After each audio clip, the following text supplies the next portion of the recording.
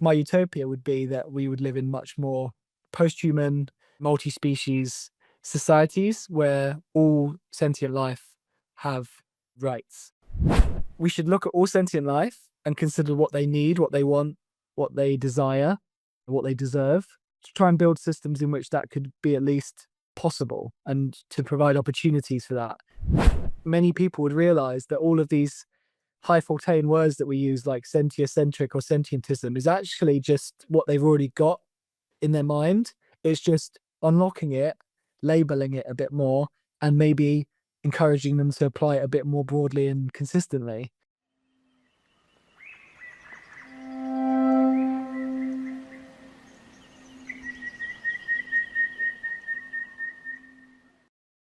Good morning, Jack. How are you? I'm great, thank you. How are you? Yeah, really good, really good. Well, you're another one of these very rare guests out of my 220 something episodes who I've actually met in person, although it was a little bit briefly after your talk at the VARC conference recently, which I found fascinating. So it's great to get the chance to add you to the guest list and bring you here to talk about some of your thinking. And I think you described being at that VARC conference as like living in the future, which is a similar feeling I had. Yeah. So yeah, it was great to meet you in person. It's wonderful to have you here as a guest now. Yeah, thank you very much for having me. Yeah, the VARC conference is like being in the future. We'll talk about this at the end, I think, but where we want to get to, I feel like that conference, those people, the conversations that we were having, the ideas that were being discussed, it really did feel like you jumped forward 10 years or so. But let's see where we get to. Yeah. Great. Well, so you know this already because it's an honor to have you as a subscriber, but this is a series of conversations about what I think of as the deepest and often most neglected philosophical questions. And they're the really basic ones like, what's real? How do we understand the universe as accurately as we can? And just as important, the ethical questions of what matters and who matters. And I have an obvious bias because I'm trying to develop and popularize sentientism as a worldview, a really pluralistic, open-minded worldview that is, in summary, evidence, reason, and compassion for all sentient beings. So when we're thinking about how to understand what's true and what's real, just use a humble, open-minded, critical thinking approach that uses evidence and reason to try and work things out.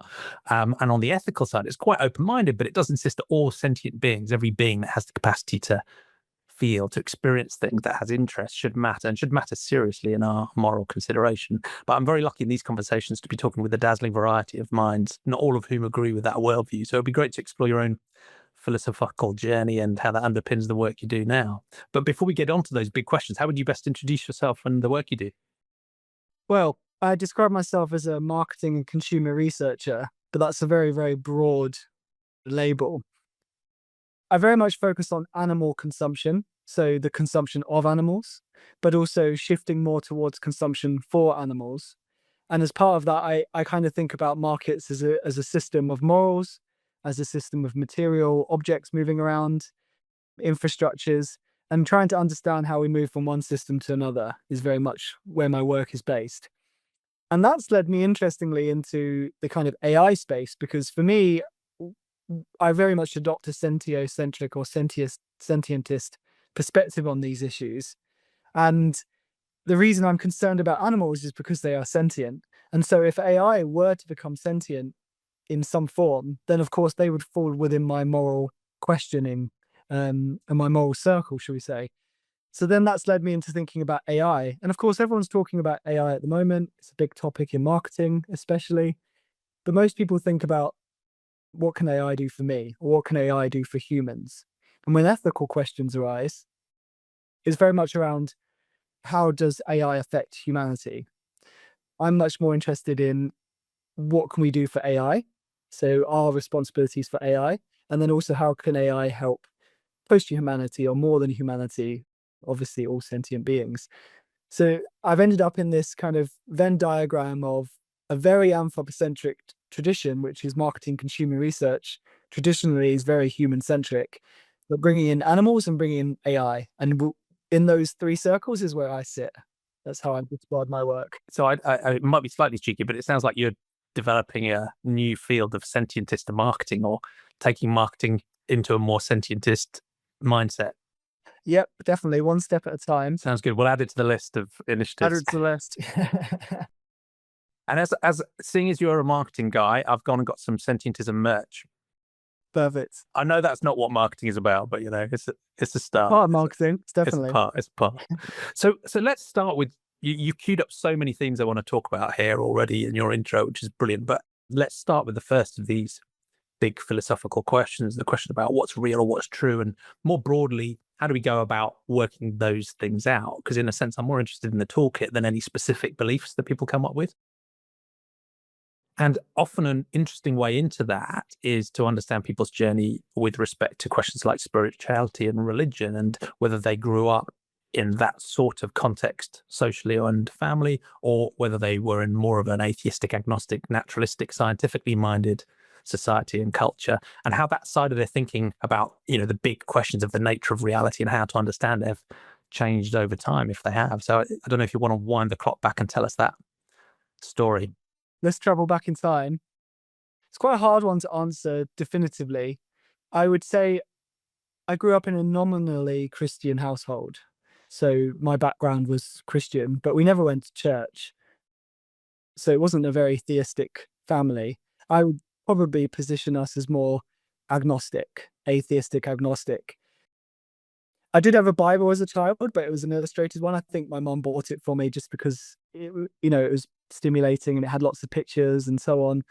Interestingly, lots of pictures of animals, of course, because there's lots of stories related to animals, but I don't know whether there's some sort of long tail to my thinking on animals. But in terms of the religious side, the spiritual side, there wasn't really any kind of strong push. And when it came to moral frameworks, they were very tacit. So obviously my mum and my dad taught me, what to do and what I shouldn't do, things that are good and things that are bad. But there was never an explicit framework of, this is why these things are good and bad. So it was very tacit, and it's quite hard to deconstruct because it was never explicitly codified. But growing up in that household, I guess I had quite a liberal upbringing. My family are quite progressive, a very live and let live kind of outlook. And so when I went through the education system, I didn't really have any strong push one way or the other. And we were very open to all different sorts of religions and backgrounds and non-religions. It wasn't really an issue or anything that was discussed. I think moral questions very much came to the foreground when I got to university. That's when I started thinking about it explicitly.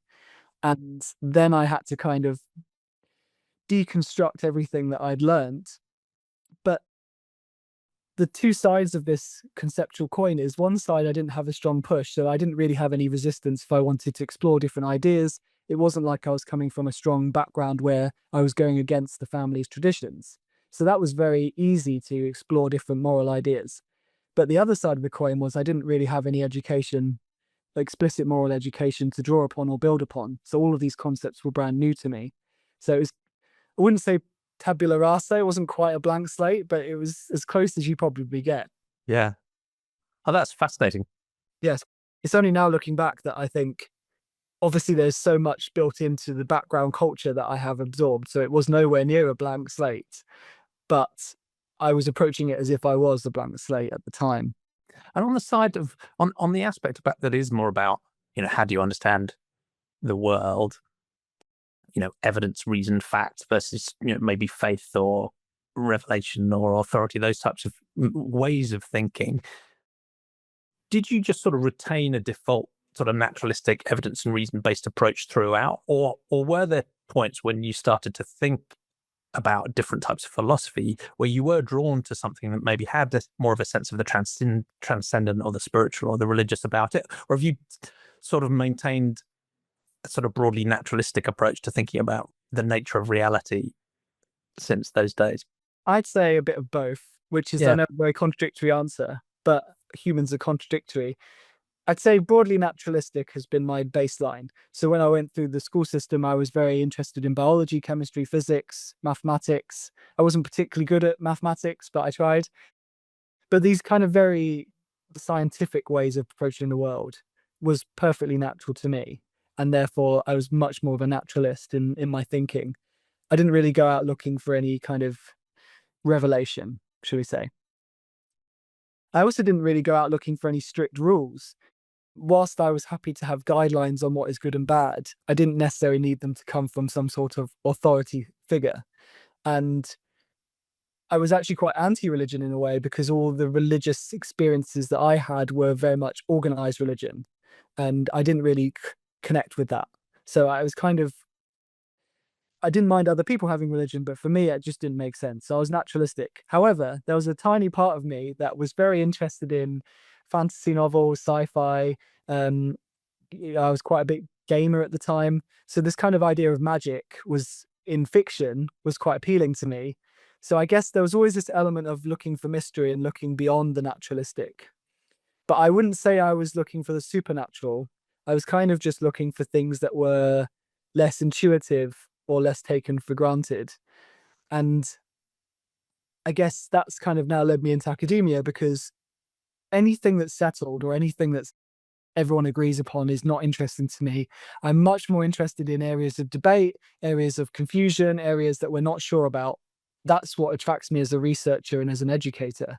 So I guess if we go back, that kind of looking for more naturalism within the natural, I guess you could say, because I wouldn't want to say the supernatural, because anything that we find and explain is, of course, by default, natural. That's how we got information about it. Yeah. Yeah. So I think for me, the supernatural is just what has yet to be brought into the natural fold. Or, of course, something that isn't actually real that we kind of think is real. So there's the naturalistic that is established. There's the kind of supernatural, which is divided into two things that are false, but we haven't proven to be false yet, and things that are true, but we haven't brought into our naturalistic explanations. So I am a naturalist, Yeah. in short, but That's a there's fascinating way a of little putting bit it. of me that's Yeah. is And looking for I magic. think that it feels like quite a healthy balance to me, because you're drawn to this idea of mystery and awe and wonder, but within a naturalistic framework. So you're open-minded about even the weirdness of reality, but you're still interested in understanding reality. You don't want wishful thinking to take you into believing things that aren't actually true, right? So whereas there can be, I think you go too far one way to, wishful thinking and just believing the magic really is real without any basis for it. And there are many temptations to, those ways of thinking. But you can also go too far the other way and have a naturalism that maybe is too narrow and too scientistic and isn't open-minded enough about the weirdness of the world as well. So that sounds like quite an interesting way of carving the space up. Yeah, I think if you think of it as like a horseshoe, if you go too far to the accepting everything end, you have no kind of critical thinking in which to evaluate. So whilst I would encourage the wonder side of that, I would discourage the acriticality. But if we go the other way to the highly scientific end, it becomes dogmatic, whereas, you're not willing to actually explore newness or explore other perspectives or other possibilities, which really is against the scientific method, if you think about it. But it's kind of the scientific method distorted. So what we want to do is kind of operate in that middle ground where you've got the wonder, you're open to discussing maybe magic does exist, but let's try and establish how we would study that. I don't really want to fall either side of that. I like it. Thank you. Now, one interesting thing about this question of epistemology and how do we understand the world? Obviously, religion and spirituality is probably the canonical sort of obvious place to start, but it affects every field of beliefs and credences we might have, whatever they're about. Does this mug exist? How old is the universe? Any factual question you might ask is based on our epistemological approach to working out the answers.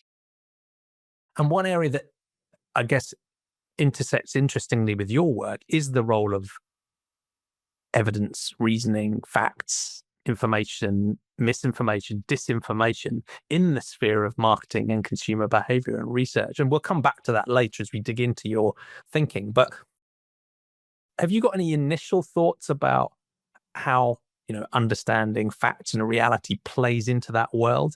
Can businesses be honest, for example? What is the role of information in markets doing good rather than bad? Well, I think that's kind of two questions. I'll break that down. Let's start with the first question about what is real or what is reality. You say epistemological. I think obviously that is an ontological question, but going back to Immanuel Kant, there's been this idea that we don't actually have access to reality per se. We only have access to reality as we perceive it or conceive it. So then we're basically stuck in the realm of epistemology. I'm kind of working in the more speculative realist space of trying somehow to think about what it could be like to move beyond epistemology into ontology. And I think it's very difficult, of course. But the upshot of this is that I think, for me, whenever anyone says this is real or this is not real, I'm very suspicious, because the word real, when we're talking about it as kind of in a critical, academic, kind of abstract way, of course, I would be very happy to try and discuss what is reality. But in everyday language, the use of the word real is a more socio-political, it plays a more socio-political role. And the socio-political role is to basically establish authority and my perspective onto you in some way. So usually my real is real and your real is just ideology, or your real is just fantasy or whatever. Very rarely do people think their own real is the wrong one, right? So when we talk about real, I'm always suspicious, because not because I don't believe in the real, but because I'm concerned about what we're doing with that word in this context.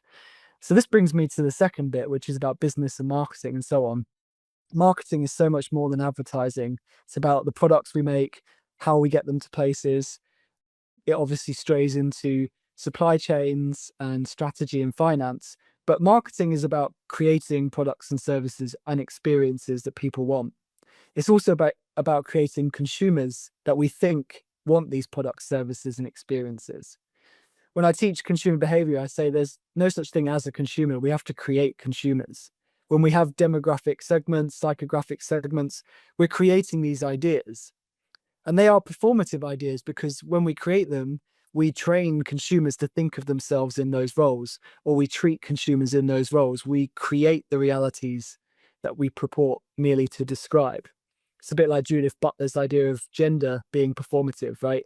Gender isn't a fixed reality. It's something that we're continually reproducing individually and as a culture. So it doesn't mean it doesn't exist. Gender exists, but it only exists because we're framing it in this particular way. And then all of our societal structures are built around a particular frame. And in a similar way, if we say that sustainable marketing is impossible, we're going to make it impossible if we build our infrastructures to make it impossible. If we say sustainable marketing is possible, it could become a possibility for a lot of work. So I think of marketing as a kind of performative act. We're creating the markets rather than just finding them out there and describing them as marketers. And that's a really interesting balance, because on the one hand, you're recognizing that perspective is unavoidable in a way, right? Reality is an aspect of my perception that might be different from yours. You're also recognizing the role of power and agency in shaping those things, so that things often are constructed or performed. And I think those are really important ways of thinking about how we conceive of reality.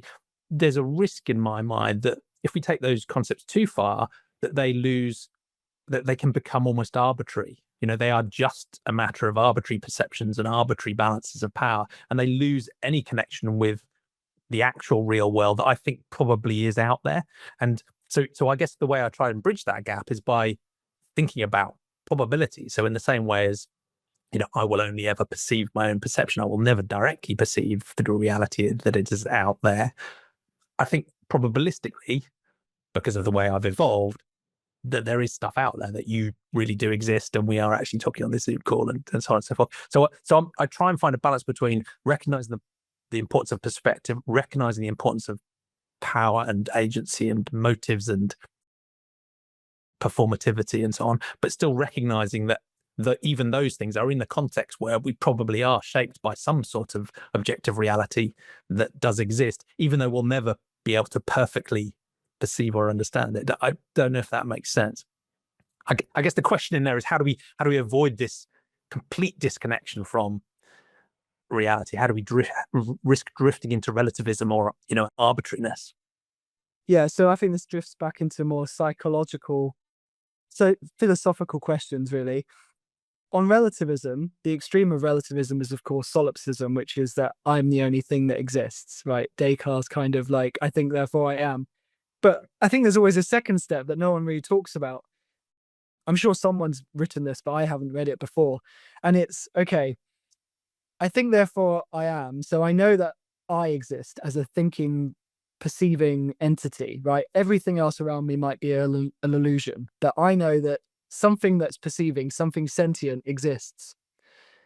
But there's always a second step, which is, if I was the only thing that exists, nothing could surprise me because I would be creating everything. I would look at a tree and I'd say, I want that tree to be red instead of green. It would become red.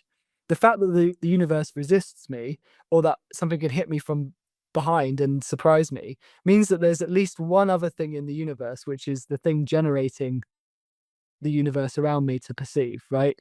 So there might only be me and this other entity, but there's at least two things. And even if you think, no, there's no such thing as reality, there has to be at least one other thing, because there's the unconscious, the things that I'm not aware of that are shaping my conscious thinking. So there's at least two things, the conscious and the unconscious. So from there, probabilistically, it makes sense to me to think, well, there's probably not just two things floating in a void. There probably is a universe full of various different things, heterogeneous entities of varying types. Or even if I have no evidence for that, it's certainly a useful fiction to believe in. And this drifts into the moral question, which is, if I'm not sure that these things don't exist, I should at least treat them as if they do. I need a precautionary principle here. Unless I can prove for sure that I'm the only thing in the universe, I should act as if everything else does exist, and therefore I should at least consider them. So that's how I kind of get from solipsism to at least kind of a working assumption that there is a reality outside of me. And then to bring it back to the marketing performativity, some people have argued that markets are performative, or that gender's performative. All of basically everything is socially constructed, and therefore, if we wanted to tomorrow, we could just reconstruct reality as we wanted to. But of course, there are cognitive biases, institutionalized norms. We're socialized in particular ways. There's lots of inertia in the system. And then looking beyond the human, we really need a post-human performativity, because all the other things out there, trees, bricks, animals, they're all also acting, and they're not necessarily aware of our social constructions. They're affected by them, of course. The way that we categorize animals affects their entire life chances, and even their genetics if we domesticate them. So they are affected by our constructions, but they are somewhat semi-autonomous from them. And that even the slight bit of independence from constructionism introduces something into this ontological system, which means that we have to consider reality per se. So then we've gone from social constructionism to what I would call a post-human constructionism, which is where everything's constructing reality together. And humans tend to think of construction in terms of language because we're very linguistic. But I would say we need to kind of move our thinking way beyond that, because animals do communicate, but all the other entities in the universe are constructing themselves and each other in ways that are not linguistic. And I think that's where we get stuck. If you read about constructionism, it tends to just emphasize language. It's very anthropocentric in its thinking. If we want a sentiocentric or sentientist understanding of reality, we really need to understand construction in a very broad way. And a final note on that, of course, construction is a very anthropocentric metaphor, so we might want to change that word. But for present purposes, I think it kind of works in terms of, the reality is constantly being remade or reproduced. And the benefit of that, or the political upshot of that, is that we can make it better. If reality is fixed, then this is it. This is the best it's going to be. And I think we know from history that things can change for better or worse. So reality can be remade. And I think then that moves us from the is question of ontology to the ought question of morality. Yeah. And so that's a fascinating shift, because, as you said, there's a risk within a sort of social constructivist approach, which often is motivated by a very progressive starts is trying to understand different perspectives and really valuing those in a rich way. In a way, it's trying to sort of decenter ourselves and recognize that other perspectives are deeply important. But there's something about it that, like most themes of human thought, has a deeply assumed anthropocentrism at its core, in that only humans are doing the construction. It's very language centered and so on. So your idea there is to keep the openness and the flexibility of the constructivism, but broadening it out radically beyond into something that's post-human. And one interesting thing that you talked about there, because I can see that happening from a sentientist or a sentiocentric stance, where you recognize that every sentient being in some sense is constructing a reality in a way. Maybe that's how sentience evolved in the first place, was, you've the simplest animals in the Precambrian developing some sense of themselves as individuals and a momentary sensation about whether things were going well or badly for them that would lead them towards the good and away from the bad, right? In a way, that is the starting point of a construction of reality, a recognition of that you exist and there's an environment and they interact in good and bad ways, right? So I can see that as a form of extended concept of construction of reality, because each of those sentient beings has their own perspective on reality and they're constructing their own reality, however simple that might be, in their nervous system or whatever it is they happen to have that's enabling them to do that. But you push that further because you talked about trees or even bricks or, completely inanimate, what we think of as inanimate objects, as also being participants in some form of construction. So how does that work? And why do you go beyond even sentient beings and thinking that insentient entities might be participants in constructing? Well, I think a word that you used there was extending beyond the human, right? If I understood correctly. And I think there's a lot of people talking about post-humanism or post-anthropocentrism, which effectively is we have the humanist discipline that we work within, and then we're moving beyond that to include other things. So we're extending our knowledge. But I think it needs to be more like distending, because the implication there is still that we start with the human and we expand, right? That still implies that the human's at the center or at the start. And of course, in terms of the intellectual trajectory, we are at the start because we're the ones doing it. So we're starting with us and we're moving forward. But I kind of think more the human is also inhuman or non-human. So built within us, we have viruses, we have various small biospheres that are operating. Body parts are built up of various organic and inorganic matter. We are ingesting, information. We are ingesting food. We are ingesting various different diseases from each other and from animals and so on. So the boundary of the human is very blurry at best. And there's a lot of research that, of course, says that what's going on in your gut biome affects your mood. The viruses that you take in will affect your genetics. So even the thing that I call myself, the human, is populated by all sorts of non-human actors. So I think even as a starting point, if you're talking about, okay, how do humans construct language? How do humans construct their reality? How do they perceive reality? It's already infected by all these different non-human elements. And presumably if we had an accurate enough understanding, we would be able to say, okay, these factors have influenced why this person has thought in this way or perceives in this way and how it evolved over time. And so when we really decenter the human, so like distend rather than extend, I'm not saying that trees and bricks are necessarily sentient. I'm not a panpsychic kind of thinker, although I'd be open to discussing it, but that's not where I'm at the moment. But there are things out there that are interacting regardless of whether there's a sentient entity looking at them, right? There's things colliding in space. They may never be perceived. Physics is just operating. It's just operating, right? So if we're really going to think of construction of reality, or reality as a process, or reality as something that's always being made, 0.0001% of it is sentient, and even smaller is human. Most of the stuff that's going on is unperceived, but will obviously have a chain reaction that eventually leads to something that is perceived. So all of that is part of the system. So if you want to say to me, why do I have a particular perception when I'm eating this meal? If you really wanted to fully explain it, you'd have to trace it back thousands, millions of years. But even if you just wanted to give a basic explanation, we'd really have to consider all of the different elements going on in the room, in the supply chain, in my previous experiences that kind of inform my perception. And therefore, you're going to be bringing in a lot of non-human interactions, at least in theory, even if you couldn't do that in practice. So that's why my understanding of constructionism is really quite flat. I'm a very kind of flat ontological thinker. Everything is at least worthy of consideration in my framework. Now, of course, when we analyze it, there will be differences between, a rock is different from a cow is different from a person, a cow is different from another cow. But at least in principle, they should all be part of our ontological framework. And then that brings us back to the epistemological questions of how do we deal with that?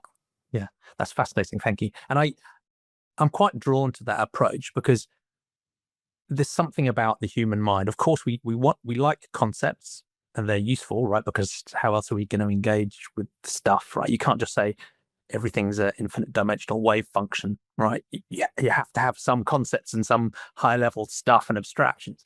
But then we're driven to, we want those concepts to be crisp and clear and binary and to perfectly match reality. And they just don't. I mean, reality just does not give us that favor. So I like that openness you have, the flatness, and the sense that I find, the concept of a human, for example, might well be useful. It might correspond quite well with a certain type of pattern that we see in the universe, but it's not perfectly bounded. It's not independent of the rest of reality. It's, it's like, yeah, I quite like that approach to it. And you've queued up the next big question beautifully, which are the ethical questions. And sometimes I tend to merge them together. But one is, okay, if we have this flat, broad, open, but generally naturalistic way of understanding the world, that doesn't necessarily say very much about what or who matters in that context. So, and the what matters question might be about, the foundations of ethics and what do good and bad and right and wrong really mean. But that links directly to the second question you've been hinting at already, which is that question about who matters in that context. So again, I'll be really interested in your journey if you, again, want to try and wind the clock back to how you thought about those things as a kid, because it sounds like on the ethical questions, as you said, you weren't really given sort of explicit rule book or an underpinning rationale. It was more just a sort of common sense examples and guidelines, maybe from your parents about what to do and what not to do. And you've only, later on sort of dug into what sits underneath that. So what was that journey been like on what matters and who matters? Yeah. I think when it comes to common sense, again, that's a word that I approach very delicately, because common to who, in what time period, in different cultures, in different social groups, commonality, common sense is very different. Yeah, and often not that common. And not that common. But I get the point, which is that I had this kind of tacit, practical upbringing in terms of morality. There's a difference between immoral and amoral, right? So if you say that you didn't have a very strong moral upbringing, people might assume that you mean that you had this amoral upbringing where anything was allowed. But in most societies and in most families or social groups, it's more somewhere on the moral amoral spectrum. There's kind of this tacit or latent morality that flares up when there's an issue, but most of the time is just there in the background and is unspoken and uncodified. And that's kind of how I lived until I went to university. But going back further, I mean, I always had concern for animals. Obviously, if there was an animal in distress, that would distress me. I always had the sense that, I used to eat meat and I used to consume animal products because that's what, in the UK, where I'm based, everyone does. It was completely normal. It was common sense. But I had this sense that it was wrong. And from how young did you have that? Do you remember that sense? I can't really articulate it, and I don't want to kind of retrospectively project it back and say, oh, it was always there. But I definitely can remember it when I was in my teenage years. It may have been a bit earlier than that.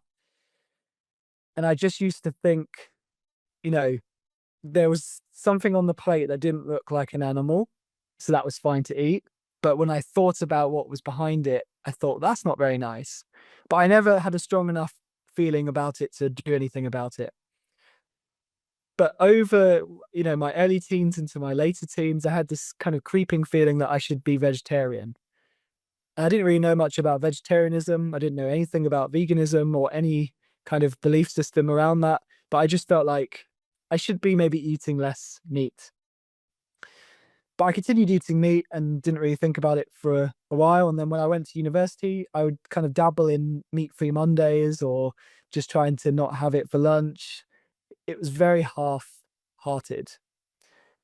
And a lot of people say that they had this kind of eureka moment where they went vegan overnight or they kind of realized. I didn't really have that. I had this creeping sense that I should be doing something about this mismatch. So I had this belief that it was wrong, and then my actions were doing the wrong thing. And there's this kind of cognitive dissonance. And I kind of left with it and led with it, lived with it, continued and continued. And then eventually I thought, I'm just going to try being vegetarian for a week. And then it was 2 weeks, and then it was a little bit longer. And then I had another kind of cognitive dissonance of, well, if you're doing it because you think it's wrong to eat the animals and to exploit the animals, then surely you shouldn't be drinking milk, or you shouldn't be having eggs, and you shouldn't be wearing leather and so on. And that kind of built and built and built until eventually I thought, I'm either going to have to go back to eating meat, and I know it sounds quite radical. I might as well just go back to eating meat and be a hypocrite and accept it.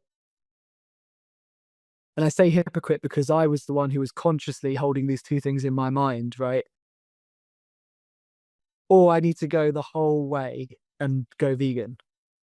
I decided to trial veganism for a while. And then that was kind of my journey in terms of kind of my personal morality. But somewhere along that journey was this kind of abstract journey of, why am I doing this? And that's when I kind of moved towards sentientist thinking, which was, I had this naturalistic epistemology already. I had this kind of vague morality is good framework, but no real sense of what is moral. How do I make moral decisions? I had a very amateurish interest in philosophy. So I started learning about different kinds of philosophies, utilitarianism and deontology and so on. Again, it was in a very academic, abstract way. But these two things were running in parallel. And at some point, it was quite clear that they weren't separate in my mind. There was some sort of unconscious connection there. There was this emotional embodied desire to reconcile my cognitive dissonance. And there was this kind of abstract interest in morality per se and just learning about it. And then these kind of came together to live the values that I was trying to develop intellectually. So I don't know if that really answers your question, but I kind of had this very long tail of latent, semi-conscious, subconscious feelings of something's not quite right here. And then over time they developed.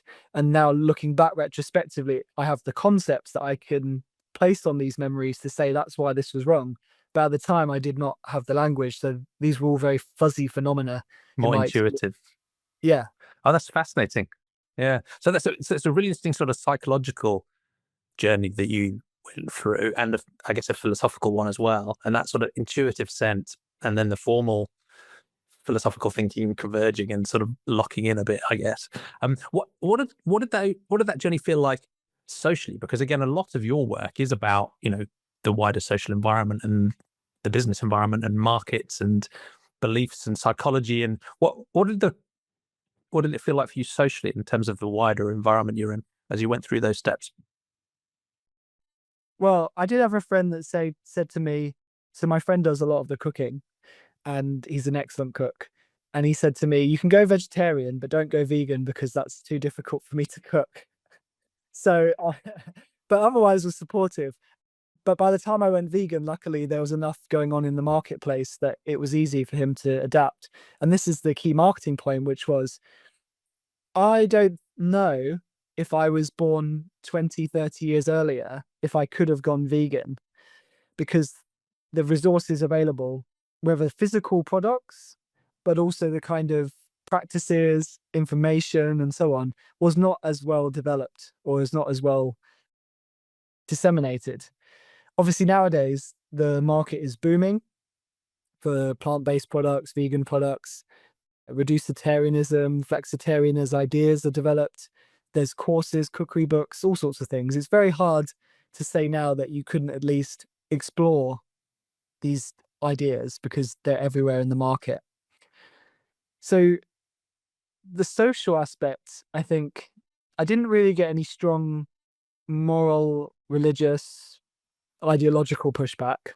People are often happy to debate whether they think it's a good idea or not, or whether we should reduce rather than remove animal products. So we have these kind of intellectual debates. But generally speaking, the number one issue that I encounter professionally and personally when I talk to people is the kind of material basis. How do I do this? Okay, so I might agree with you that this is a good idea, but I can't find a bean burger that's just as good as the burger that I love. Or I can't quite find an oat milk that has the same properties when I'm cooking that I need for when I'm doing this particular recipe. So I get more of that kind of pragmatic Yeah. resistance. And it's interesting that quite often it has to match exactly. There's this thing that, I see a really strong moral imperative, but for me to act, the alternative has to match on all of the other criteria, at least as well as what I'm used to at the moment. I find that balance really interesting psychologically. There's a strong moral drive, but then it's got to be perfect before I'm able to. Yeah. It's quite common, I think. It is common, and I think psychologists and sociologists would have different answers, but as a marketing consumer researcher, I would say that it's about consumer value. You know, I'm used to this product being amazing or, exactly what I want. It's very hard to convince a consumer to accept something they think is inferior, even if it might feel morally advantageous. If the market aspect of it is inferior, that's quite hard for someone, because then it invokes these ideas of forsaking, sacrificing, losing out. It becomes a zero-sum game where you have to choose morality over pleasure. And I also think there's this kind of uncanny valley effect. So in robotics, where a robot becomes more and more human-like, humans are quite happy with robots that don't look like humans, like little blocky things. That's fine. But as they become more human-like or more anthropomorphic, there's this kind of point where they're so realistic but not quite, that it becomes creepy. So they've done lots of experiments in the uncanny valley where there's this dip where it's just creepy to have this thing that looks quite like a human but isn't exactly correct. But then even though it's a tiny little thing to get, it's a huge step to reach that final stage where it's so convincing that you think it's a real human, right? And I think we have the same thing with meat or dairy, where the consumer's okay if you say, this is tofu, it's nothing like meat, it's a completely different experience, give it a try. But when you're claiming, oh, it's a burger, or oh, it's a chicken wing, a non-chicken wing, the bar is suddenly set really high, because then they're like, well, it has to be better or the same as what I'm used to. Yeah, they've already got a benchmark. There's a benchmark. And even if it was reaching the benchmark, there's probably these psychological things at play where you're looking out for the tiniest little. So I do try to avoid. I don't really eat any kind of faux products or emulating products or kind of replacement products anymore. When I first transitioned, I used loads of them because I couldn't cook differently. I had to just basically replace everything. But as I built my confidence, I moved away and I have what would just look like plants now. I have a very plant-rich diet. It doesn't look like meat or dairy anymore. But I think for those consumers who are somewhere else on the journey, or maybe not on the same journey, but want to reduce in some way, it doesn't, the holy grail for marketing and for morality, I think, will be things like lab-grown meats or other technologies that can perfectly replicate the traditional product, because that's when the consumer doesn't have to choose anymore.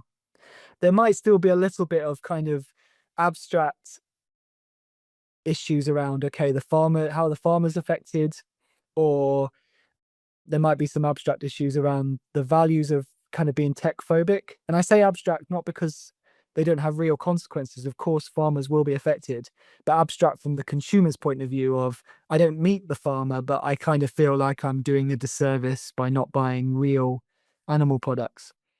And I think some of those concerns are genuine. If we replace agriculture with 2 or 3 massive tech firms that produce all of our food, probably not a good idea to centralize power in that way.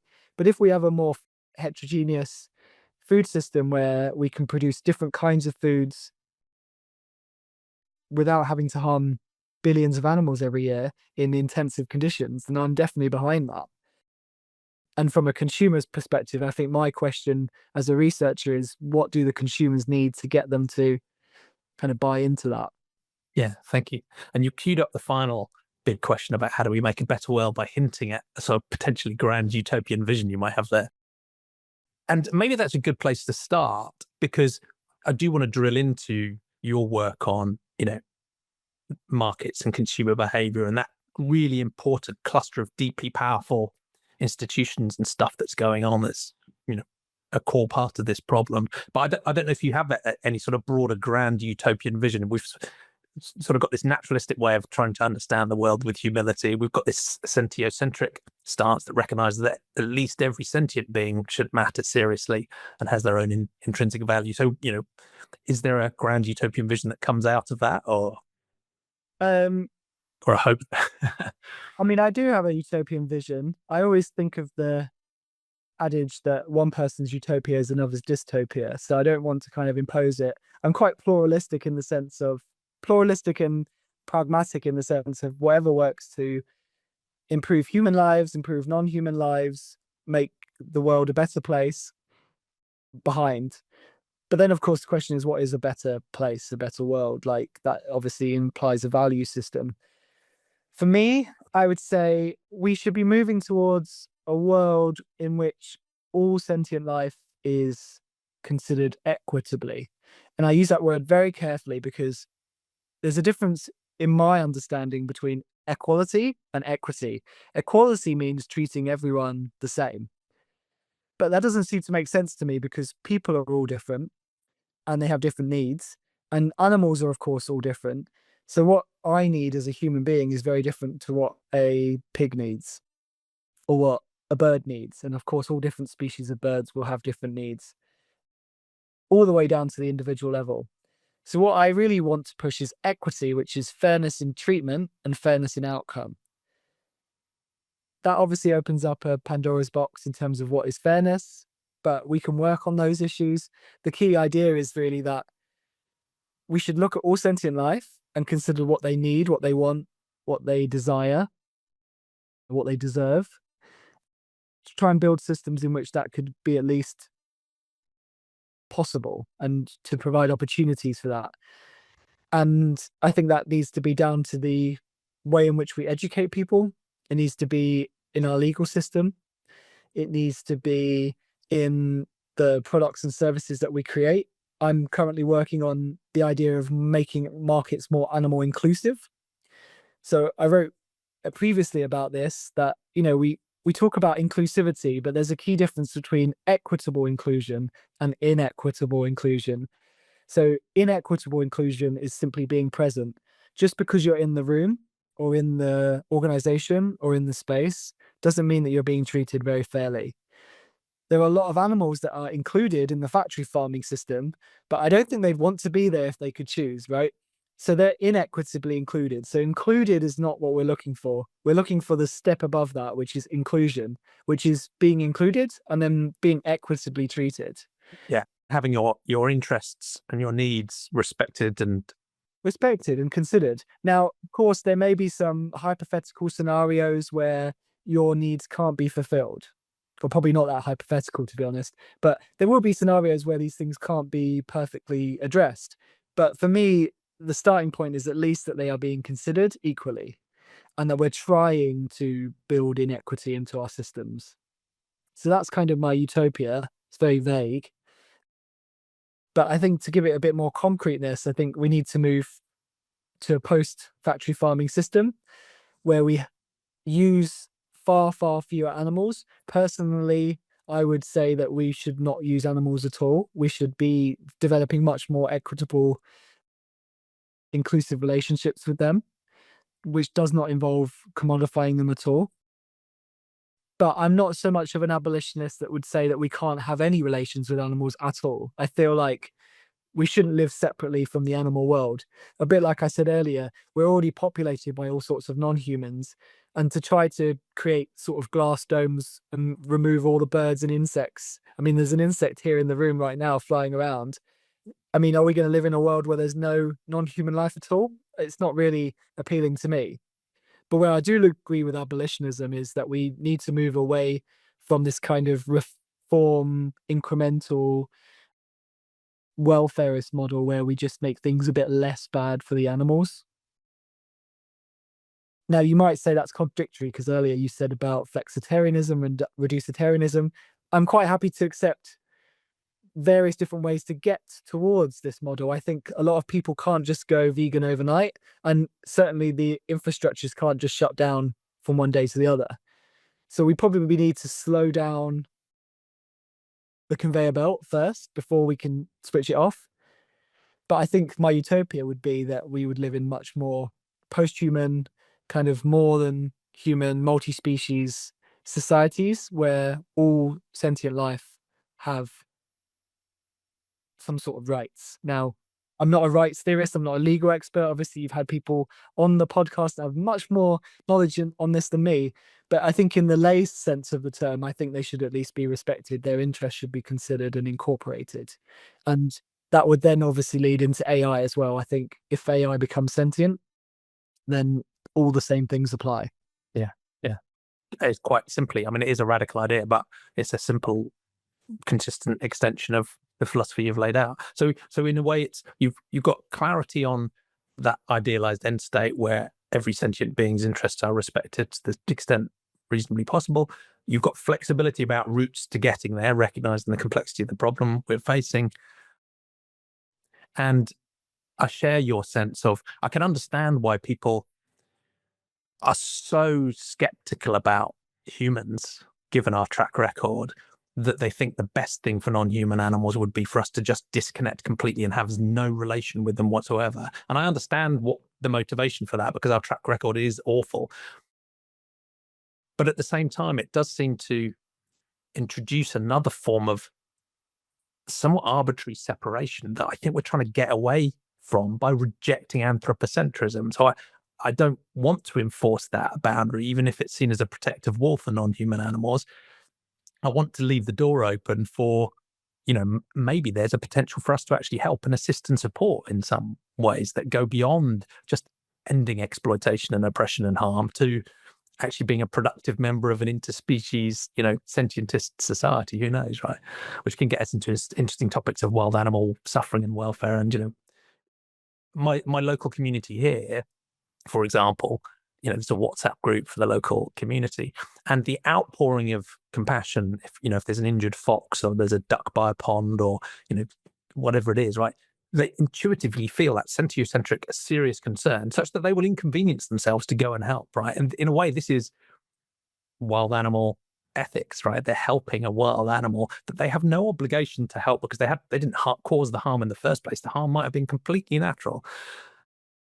But at the same time, those same people will go home and, eat a very closely related species for dinner that night without a thought. Whereas, interestingly, many people in the vegan and animal advocacy movements are understandably so horrified by humanity that they don't want to even engage in the idea of humans assisting with wild animal ethics and suffering because our track record is so bad. Human intervention is always bad. And I'm just not sure it always is that way today and doesn't have to be in the future. I'd like to leave a door open for something that is more rich and interconnected and beneficial. Have we got a chance to set our track record right? I don't know, but I think that's a good point. And I think when we talk about moral frameworks, we think of sentiocentrism versus anthropocentrism and the other centrisms like biocentrism and ecocentrism.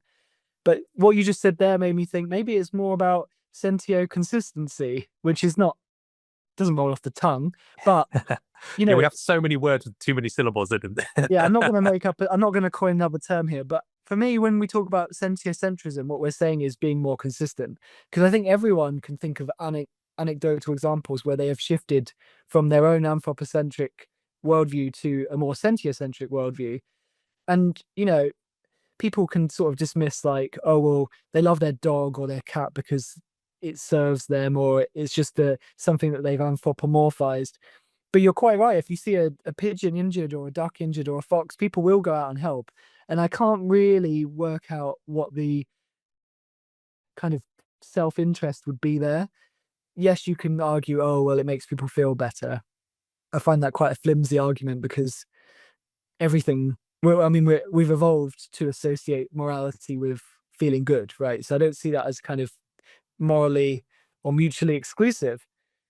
But the question then is, if they go home and then eat a similar animal, then there's not being consistent. So I think what we're trying to push is to unlock more of that sentient-centric thinking that's already there and make it more consistent.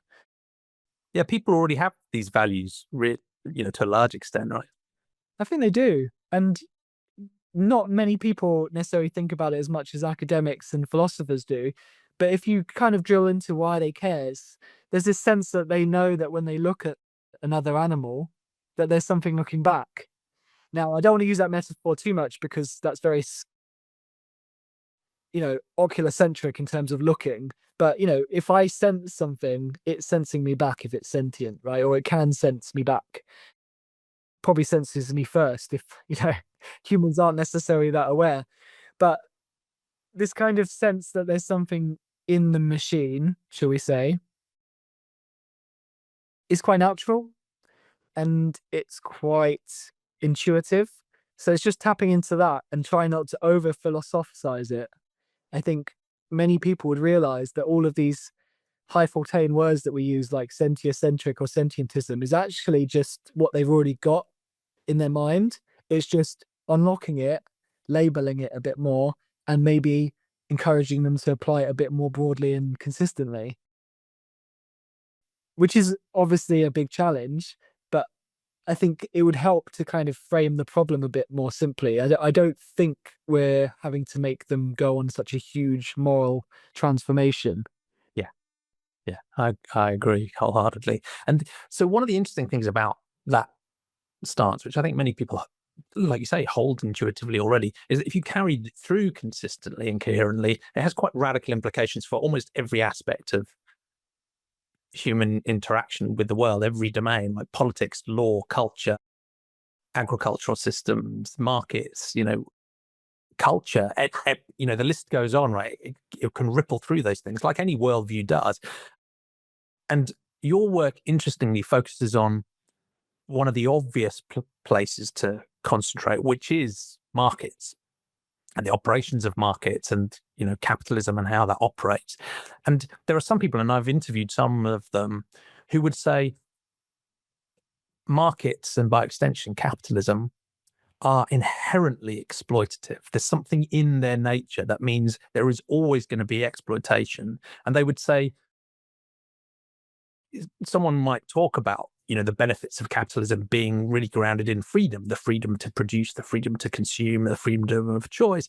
But actually the way the power dynamics work is it turns capitalism into something that's actually feels quite authoritarian, right? So there's not much democracy when you work within a company. It's pretty much top down, decision driven.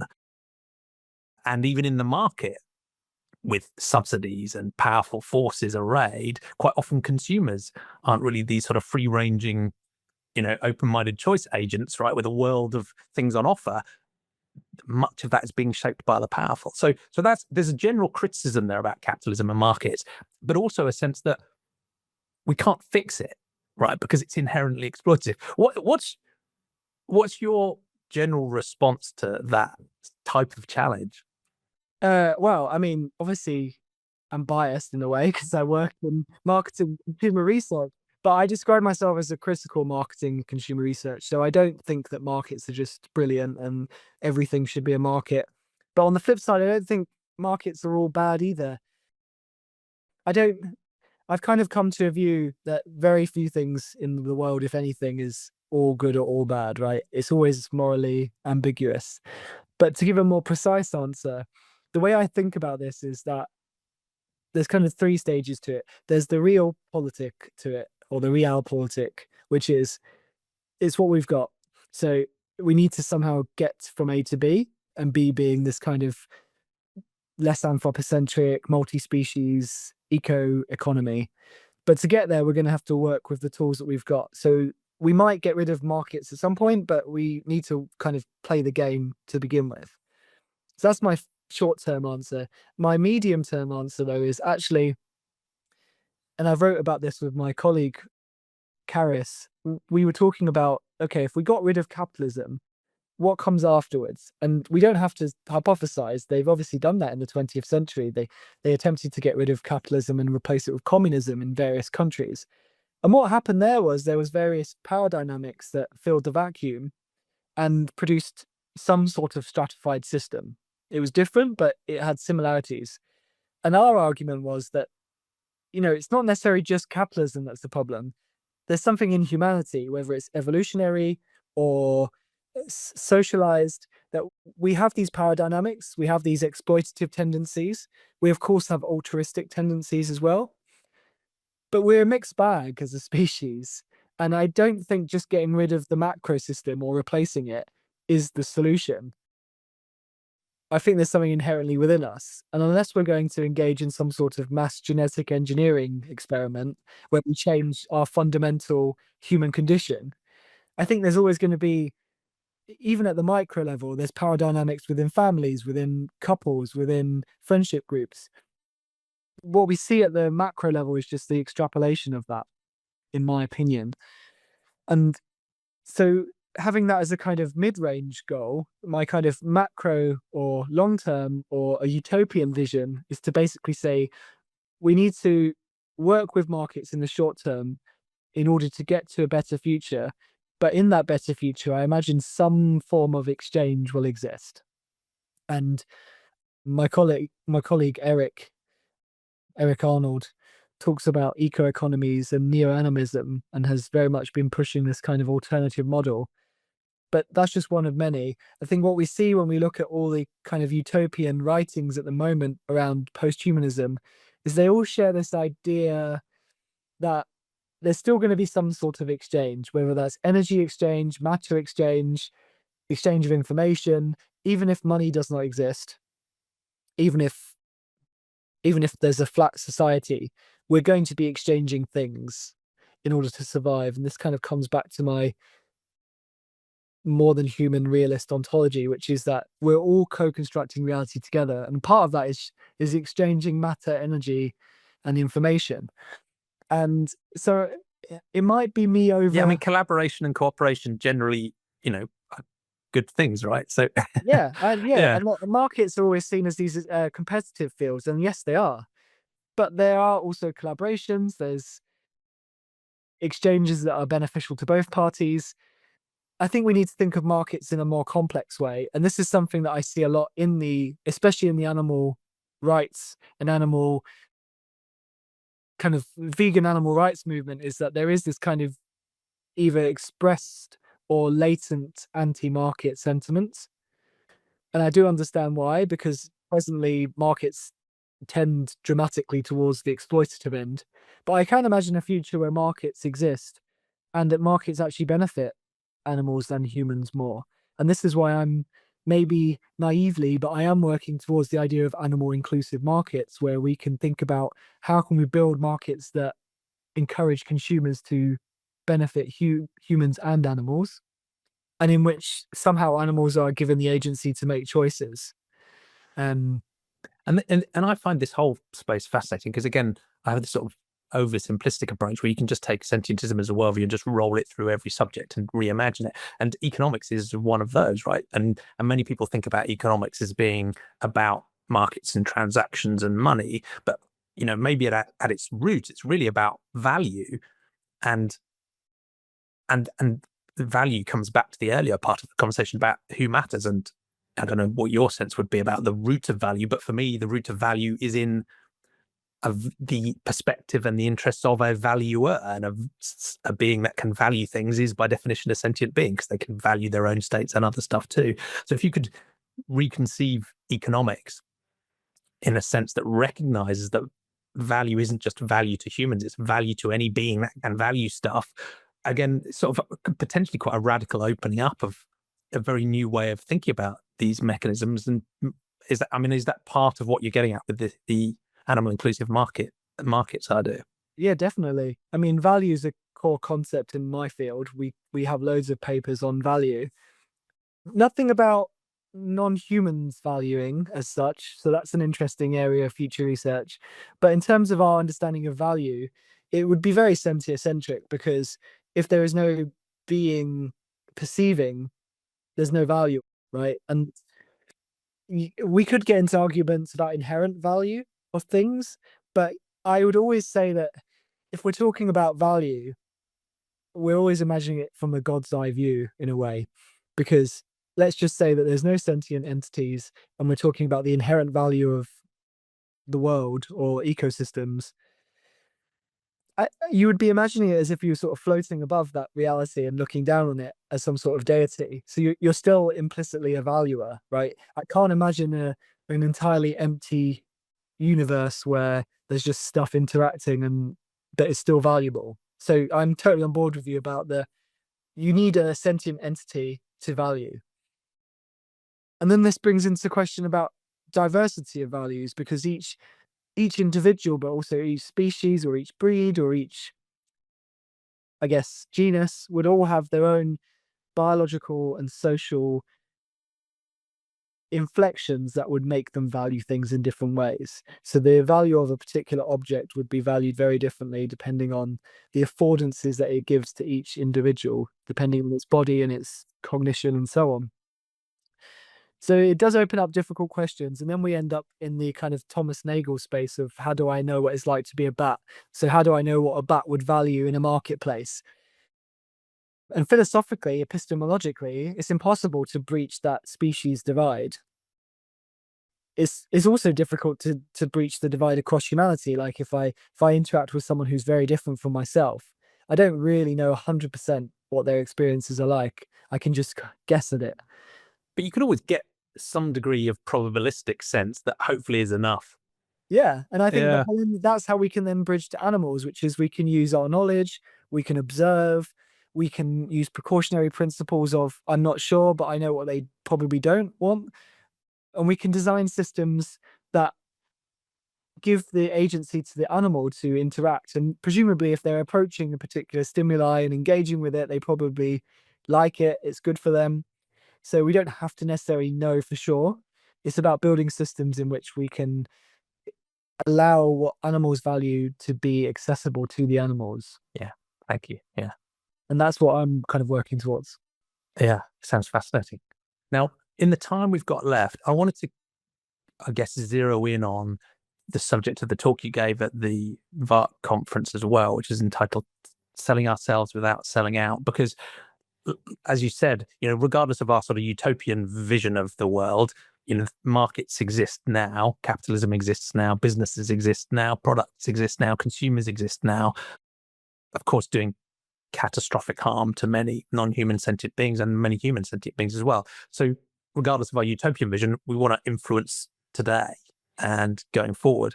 And veganism as a philosophy is quite interesting, because on the one hand, it is a philosophical stance. It's about condemning the exploitation, harming and killing of animals, which often is just a shortcut for sentient beings, depending on which vegans you talk to. So it's that philosophical stance, moral philosophical stance, but within its definition, it also has a practical implication, which in simple terms is just the boycotting of those parts of the economy and those products and those markets that involve the exploitation of non-human animals. So it's quite an interesting combination of a philosophical stance and actually a sort of practical action. But at the same time, that action is quite a simple one when it's engaging with the markets. It's just saying we're going to boycott it, right? We're just not going to buy any products that involve the exploitation and killing of non-human animals. How would you want to add richness to that? So if you're advising movements or groups or even individuals that are trying to shift markets and these systems in a way that's more in line with where you and I want them to go, how would you enrich that advice and what from your expertise in marketing consumer behavior, what do you think a movement needs to do differently or in addition to shift these systems? Well, I'll say that you maybe want to come back to me in a couple of years, because this is exactly what my research is exploring at the moment. But as a kind of preliminary answer, I would say what's amazing about veganism as a philosophy is precisely this very concrete, practical step that you can take. With other moral philosophies, obviously, every moral philosophy has a practical implication in terms of what you should do with that, but they tend to remain quite abstract. And, if you're a utilitarian, for example, you may not really be encountering many strictly utilitarian problems in your daily life, or at least not consciously. But with veganism, it's quite clear what you should do in terms of as an individual consumer. And even if you're not a vegan, it still inspires you, hopefully, to make different decisions every day. And you've got at least, 2 or 3 meals a day, most people. So you've got at least 2 or 3 choices a day. But when you look at fashion, for example, entertainment, transportation, you can apply this and make choices that move us towards that. So I find it a very powering idea for consumers. And that's why I think it's quite attractive to me as a consumer researcher, because many of these other problems like climate change, yes, we can all do something, but it still remains quite abstract. I think for veganism, although you don't meet the animal, you feel like you have this kind of one-to-one, like, I didn't eat a chicken today, so therefore there's a chicken that's been saved. It feels a little bit more concrete for a consumer. And I feel that that gives us an opportunity to tap into this kind of, you're empowered as an individual, so let's have a conversation. There's less of this idea of, oh, I can't make a difference. And even if people felt like that 10 years ago, I think we can see now that the market is radically shifting. Obviously, a lot of people still eat meat, and the meat industry is still very powerful, but the vegan market is growing. Businesses come and go, brands come and go, but it seems to be continually developing, and alternatives like the 50/50 products are emerging as well. So if anyone says, oh, there's no point me doing it, it can't make a difference, I think we've got the evidence now that the markets can shift dramatically. And tie that in with other things, if we dovetail it with the environmental benefits and the health benefits, and for governments, the cost savings for the NHS, for example, in the UK, all of the other reasons to go vegan are now aligned, that you don't necessarily have to buy into the whole philosophy to engage with it. And that's not only as a consumer, but as institutions. So I feel, and maybe I'm just hopeful, but I feel like we're getting this kind of gathering pace of reasons and actors and resources all kind of reaching a critical mass. Whether we're going to reach the tipping point, I'm not sure. How we get there faster, I'm not 100% sure. But my final comment in answer to your question is, and you said, what advice would I give based on my expertise? A lot of people and a lot of excellent work is being done on kind of the conscious side of things. So the narrative framing, how do we frame our narratives? What images should we use? Should they be visceral or more intellectual arguments? This is all really important stuff. And from a marketing perspective, of course, is really, really relevant. And activists who could learn from what works in terms of messaging and appeals would benefit a lot. But I think what's less discussed and what needs a lot more research attention is the kind of unconscious side of things. So in terms of, there's research saying that we need 75% of a menu to be plant-based for people to see it as normalized, and therefore to encourage this kind of tipping point effect, which is much higher than the 50/50 that I would expect. But these kind of unconscious nudges, institutional changes in terms of just making more options available, engaging with decision makers who are, of course, themselves consumers, but have influence over many, many more consumers. I think these are the levers that we should be working on. For example, if we could convince one business leader to go vegan, and that would then start to inform some of their decision making, that would have a ripple effect far greater than convincing one average consumer. Now, of course, let's try and convince the average consumer as well. But I think if we can be more strategic, we could aggregate output with not having much more resources, because it is a very resource limited movement even now. So that's kind of where I'm focused on, is kind of focusing on the institutional unconscious approaches to driving change. And there's loads of marketing behavioral literature on that. But I imagine the final answer would be we need every tool in the toolbox, and we need all different kinds of people doing what they're good at to engage with people who are all diverse and have their own interests, biases, problems, situations. I don't think there's a one size fits all marketing campaign. What we need is the most diverse range to get everyone on board with this vision that we've outlined earlier, this kind of sentientist post anthropocentric market society. Yeah, thank you.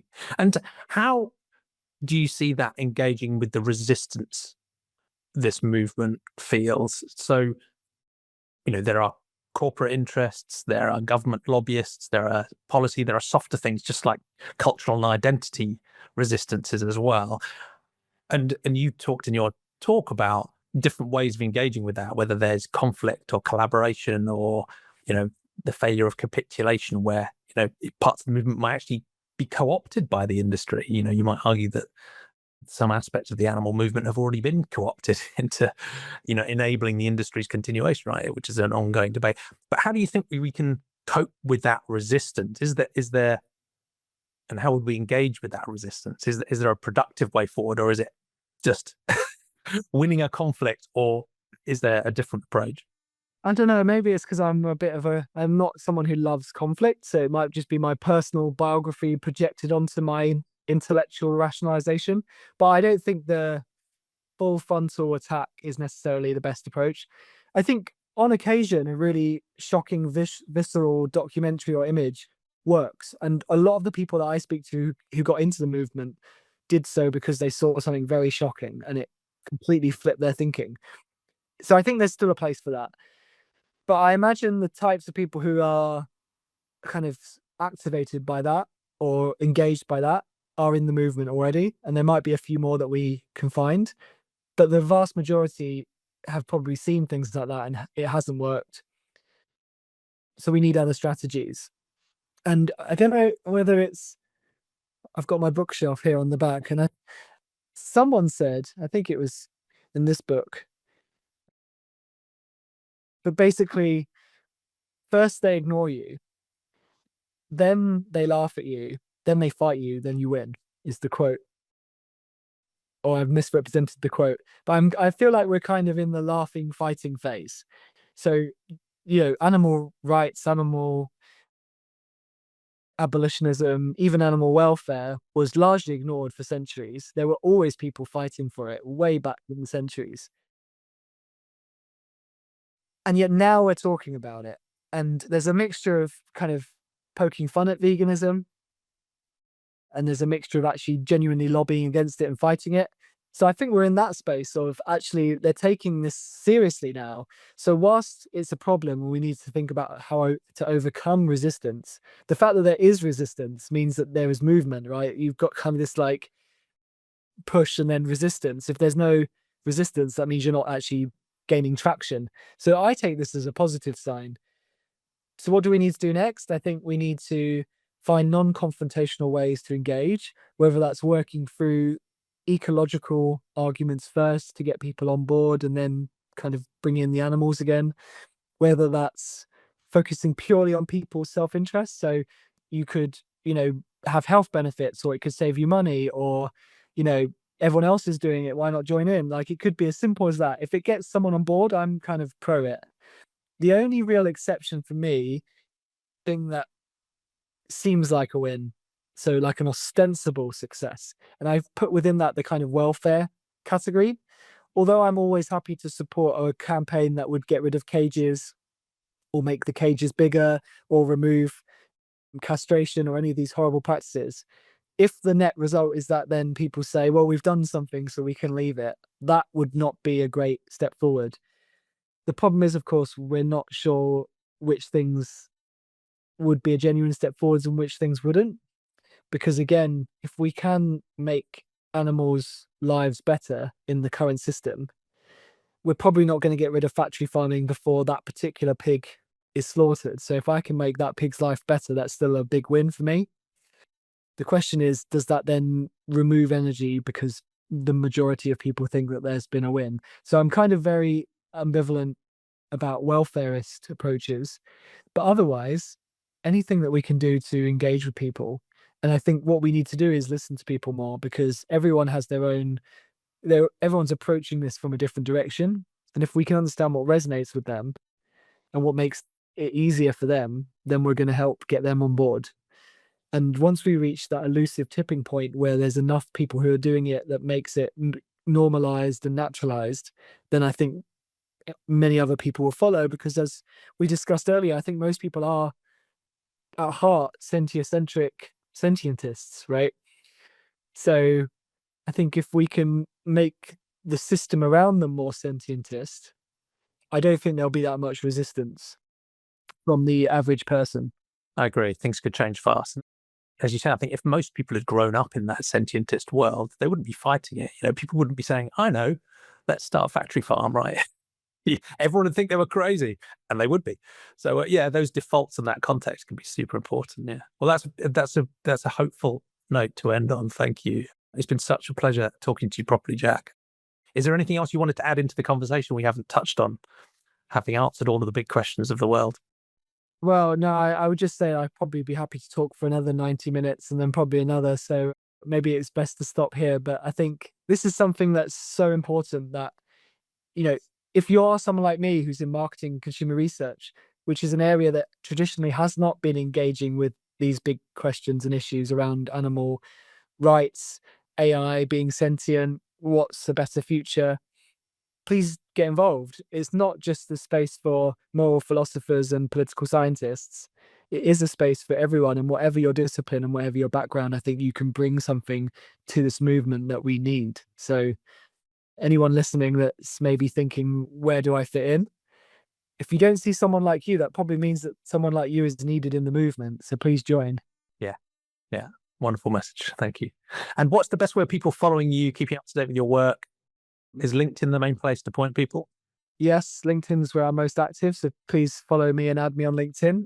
You can also email me at my work address, which is jack.waverley@manchester.ac.uk. That's where I'm most active, either at work or on LinkedIn. And I'd be more than happy to listen to, engage with, receive comments from anyone that wants to connect. That's brilliant. Well, thank you, Jack. It's been wonderful to have you as a guest on the Sentientism podcast. So please do stay in touch. Yes, and thank you for having me.